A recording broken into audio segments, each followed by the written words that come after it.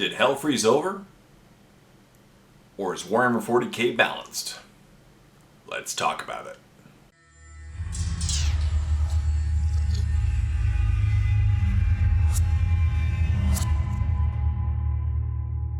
Hey everyone, welcome back to another video. As always, my name is Jay, and in this video I want to talk about a posting on the Warhammer community website while I was away last week that I thought was really cool. I know a bunch of people have already done videos on it, but I just wanted to bring my own perspective on it and create a discussion, of course, on my channel.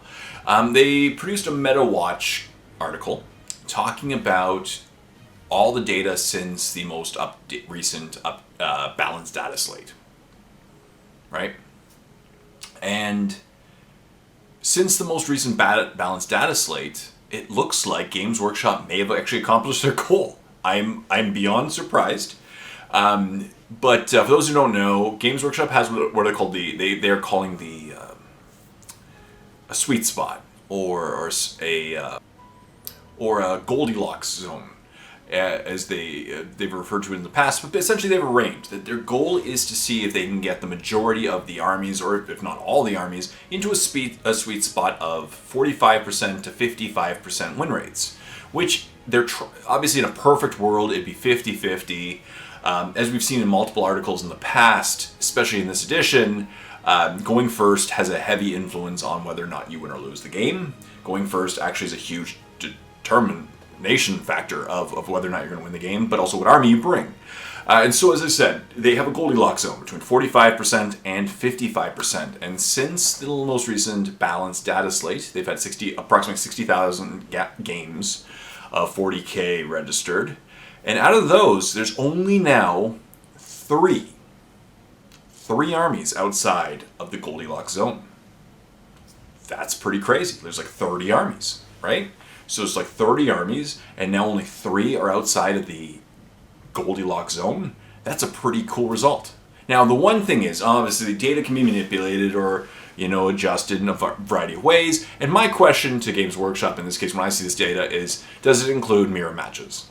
Because if it includes mirror matches, I think Eldari would once again be underrepresented in these win factions, because Eldari, I've seen a lot of final tournaments or tournament matches where it's Eldari versus Eldari, mirror matches. But as we've seen among the last month of tournaments, is every weekend it seems like a different army's winning. In fact, a big tournament the other day was won by a Sisters of Battle player, which is fantastic. I've heard Orcs winning. I've heard of Leagues of Votann winning, which is awesome. Chaos Marines winning. So everyone's been winning tournaments, and I love to see that. Because as you know, in previous editions, it has not been a balanced game. There's been codex creep galore. If your codex is like the first one in the edition, you're pretty much done for the rest of the edition. And some armies just were destroying others. And on top of that, we've already seen 2 codices come out this edition. We've had Tyranids and we've had Space Marines. And both codices I found to be a really cool way of putting forth a variety of ways of playing the army. Like, here's 6 more detachments on how you can play this army, but none of them were meta breaking, right? Some were more competitive than others, for sure. There's internal balance issues with each codex, obviously, especially last Space Marines codex, but they're not meta breakers. They're not meta game changers, right? They're both really cool, competitive, and fun ways of playing this army, but neither one destroys the meta. And that's what we've seen in these lists, is that we've seen, now that we're looking at a bunch of results, you can actually see in the results where each army is right now. And you're going to see Tyranids and Space Marines are nowhere near the top. So that shows that the codices are not that powerful. And as I said, so let's talk, things that are interesting to me is, number one, what army is near the top? And also, what armies that were near the top last time, where are they now? What happened to the infamous, Gene Stealer cult and Custodes and Imperial Knights? And what you're going to see is that GW, as I said in one of my previous videos, GW nerfed them into the ground. And what you'll find is now they're on the bottom end of the winning spectrum. So, for those of you who haven't seen this, there's 3 armies outside the Goldilocks zone. 2 above it, 1 below it, but they're both very close, as I said, to the Goldilocks zone. All 3 are very close to the Goldilocks zone. It's just questions, I said mirror matches is my question. But first of all, we'll start with the top army. Surprise, surprise, Eldari at 57%. So it's just above the Goldilocks zone, but once again, as I said, if they include mirror matches would have a 50% win rate in that army. So it brings it down. If you remove mirror matches, I think you'd bring it back up into the 60s. Eldari remain to be a strong army, right? Because no matter what they do with Eldari fits the mechanics of Warhammer 40K the best. Of all the armies in the game, they are extremely maneuverable, and they hit very hard, and they can get to objectives, and they can do secondaries very well, right? When they get a new codex, they might be the meta breaker. We'll see. Hopefully GW keeps an eye on them. And GW has done some changes to devastating wounds and points increases as well. Bring them down from their 60%. They were winning 2 out of every 3 games. Now it's 57%. Awesome. The next army was actually surprising to me.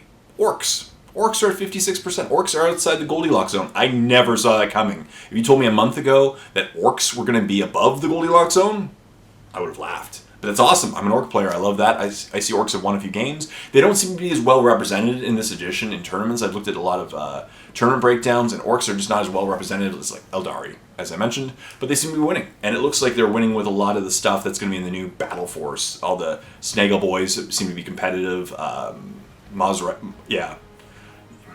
Basically, Mazraga, and they still have some competitive things, right? I love walkers. They don't seem to be the best part in this meta, but orcs are at 56%. So I really do hope GW doesn't take this too hard and nerfs them into the ground, because I don't think the orcs really need it. What do you think? Leave comments in the comment section down below. Then we have Leagues of Votann at 54%. Chaos Space Marines at 54%. Once again, they're winning more than they're losing. Fantastic.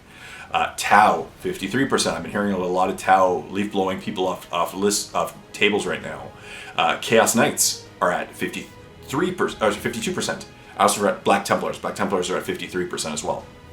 Black Templars, I think Death Watch would actually be the strongest in my opinion, but it looks based on statistics, it's actually Black Templars. Now the one thing is, Black Templars are incredibly strong against Tyranids, and since Tyranids were new codex, I wonder if they're represented a lot in tournaments, and people are reading Black Templars and getting crazy amounts of anti-psyker shenanigans against them.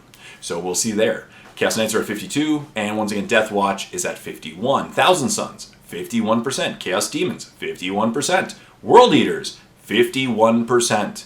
Adeptus Mechanicus, 50%. So AdMech is now winning 1 in every 2 games. Fantastic. Death Guard, also at 50%. Once again, Death Guard used to be the bottom, and then they've slowly raised them up. Fantastic. So now we're up again. So those are all the armies winning at least as much as they're losing. Right? Cool. But once again, all the armies that I mentioned earlier, like the big bad armies of before, other than Eldari, they're not mentioned yet. So that means they're losing more games than they're winning now. They're on the losing side. So let's keep going. Space Wolves are at 49%. Adeptus Sororitas at 49%. Genestealer Cults, 49%. Dark Angels, 48%. Tyranids, 48%. Necrons are at 48%. Adeptus Astartes, 47%. Okay, so Space Marines in general, 47%. Again, the newest codex in the entire edition is only winning less than 1 out of every 2 times. That's a pretty big indicator that it's not a meta breaker, right? And again, Tyranids, 48%. Not winning as much as it's losing. That's not a meta breaker. I think that's very cool. Imperial Knights are at 47. Astra Militarum, 47. 46. Grey Knights, 46, so still near the bottom. Adeptus Custodes, once again near the top earlier, is now at 46. Blood Angels, 46. And then the one army that's below the Goldilocks zone is Drukhari at 44%. So they're actually below the Goldilocks zone, so they need to be improved slightly. But, once again, that's pretty cool. Like, these statistics, the vast majority of the armies, right? It's like 90% of the armies are in the sweet spot, 45 to 55%, which I know GW can't make everything 50-50, that'd be impossible. But the fact that so many armies are near 50-50, are in the 45 to 55 range, shows that GW has been actively trying to balance this game in this edition, and I really respect that. I really do. The fact that they're trying to make a balanced game that anybody can create any list and take it to a tournament and win, or have a fun game with their friends and win, and have a good time, and bring whatever theme they want, is fantastic. Well, not necessarily what everything they want. Obviously, some detachments are better than others, I will agree. But most armies only have one detachment, right? Only 2 armies have more than one detachment. They have 7 each.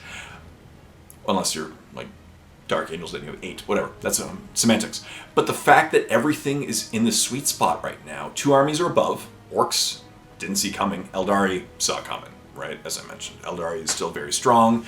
And I have the feeling that Eldari will be the top of this meta for a long time, unless a codex just happens to come out that can break the Eldar, which is going to be tough because they play the game very well. But it's really weird that Eldari are so near the top and Drukhari are so near the bottom. Drukhari are also very maneuverable. They're also extremely hard-hitting in close combat for some models and extremely well at shooting. It's just their points need to be adjusted, maybe tweaked a little bit. Survivability isn't as good with the Drukhari as the Eldari. And for that reason, Eldari are at the top, Drukhari is at the bottom. But what do you think? That's a really cool set of stats in my opinion. This is so much better than the previous meta watch that they've done. They were able to actually bring in some armies. I think they over-nerfed a few armies, especially with Imperial Knights, but Chaos Knights seem to be doing okay. I think it's because of the little guys. Yeah, what do you think? That's really cool to me.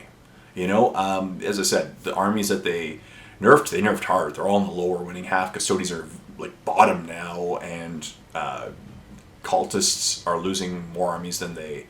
The Genius Cult is losing more games than they win, and so is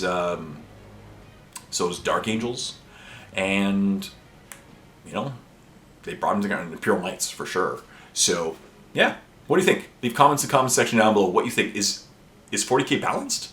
I think this is the closest to balance I've ever seen. Do you think so? Do you think there's just problems with the data? Is it being manipulated? Or is 40K balanced? Huge, right? That's huge. So stay tuned for more videos. Please like this video, comment in the comment section down below, and subscribe to my channel if you haven't done so. It really does help a lot. Stay tuned for more videos about painting or rules or this kind of reviews. Until next time, this is Jay saying, happy painting.